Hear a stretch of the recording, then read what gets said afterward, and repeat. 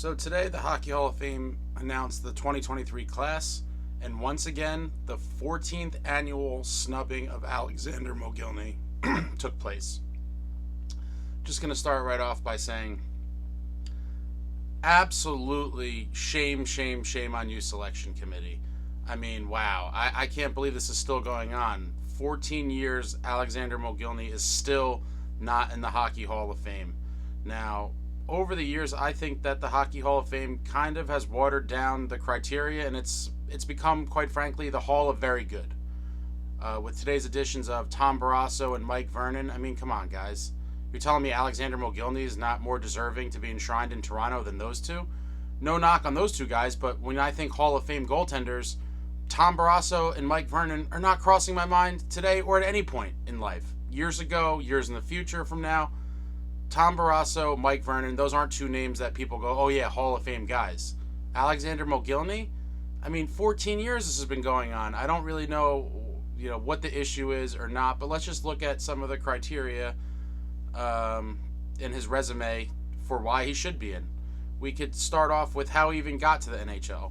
So for those that don't know, he defected from Russia during a very contentious time during the Iron Curtain era.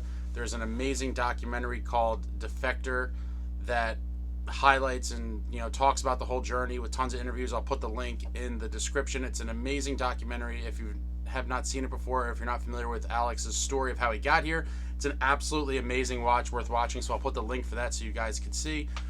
But let's just start off at the top here. So 990 games played for Mogilny, just 10 shy of that 1,000 mark, and he had 1,032 points from 473 goals, 559 assists.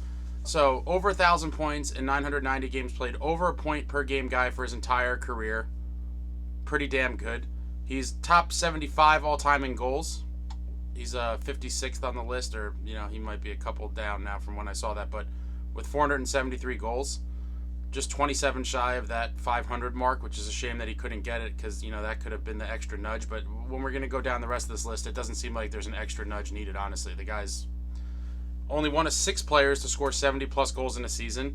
He scored 76 goals in 92-93 and only 77 games played. So, a point a game is amazing by any measure. This guy almost had a goal a game.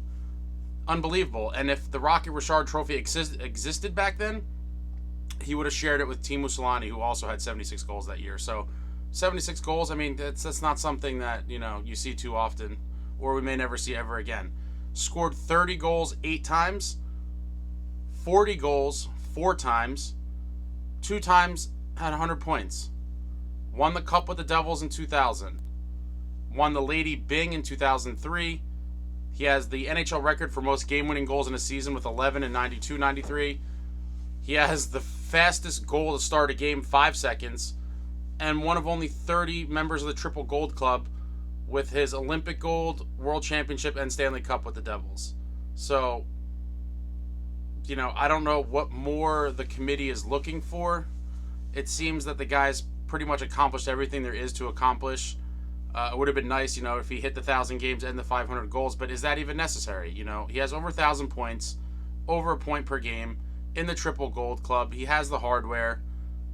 He was the first Russian to be named captain of an NHL team. 5 All-Star games. He was actually voted in a 6th but couldn't play because he was injured.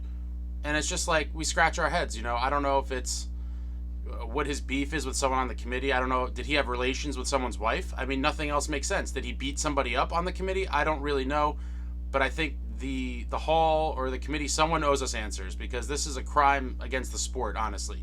This guy is more than deserving. I'm not saying he should have been a first ballot Hall of Famer, but I would have imagined by the 5th or 6th year of eligibility he would have got in. And now we are on year 14 of this guy having to wait for the list to come out and his name not be on it. While guys like Tom Barrasso and Mike Vernon get in. And again, I'm not trying to shit on those guys, but, Henrik Lundqvist, first ballot Hall of Famer. Everyone loves Hank. Hank never won shit either. Yeah, he was a great goalie. He belongs in the Hall of Very Good. Toronto has become the Hall of Very Good, and quite frankly, it's disappointing as a fan. Alex came here. He was already a well-established star in the league. He won a cup with us in 2000, our second of the 3 cups. And all the fans love the guy. You rooted for him.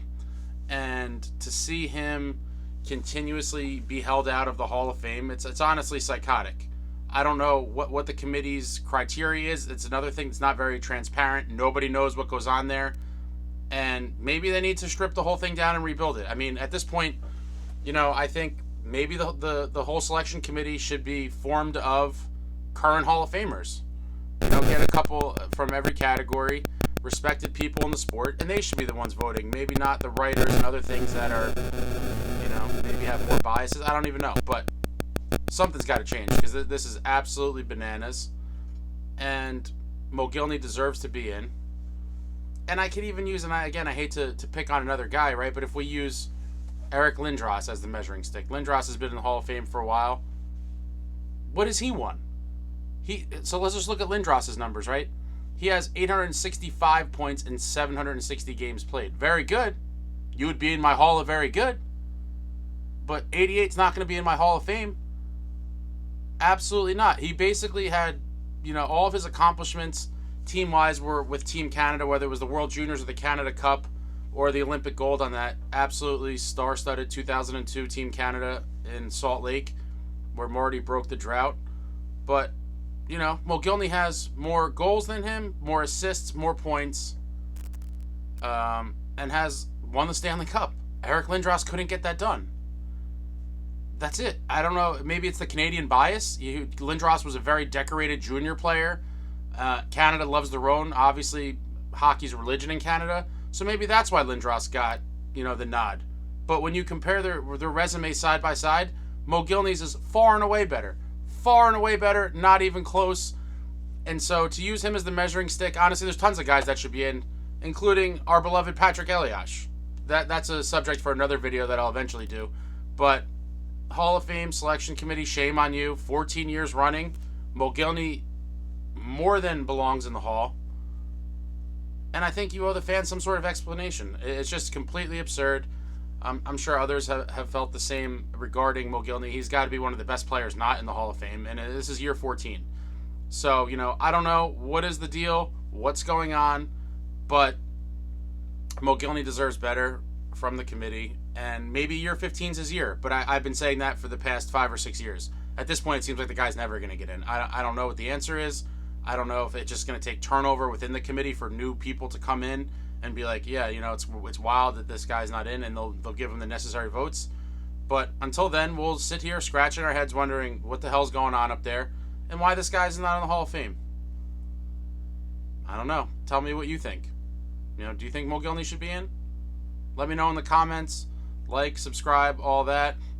And I'm sorry, Alex. You deserve better.